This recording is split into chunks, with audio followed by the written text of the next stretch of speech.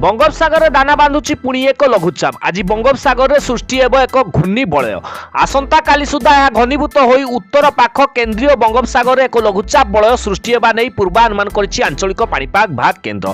परवर्ती 48 घंटा मध्य अधिक घनीभूत होई ओलमार्क लो प्रेशर में परिणत होबार संभावना रही। लघुचाप प्रभाव में आसंता काली ठारू पागरे परिवर्तन हेब।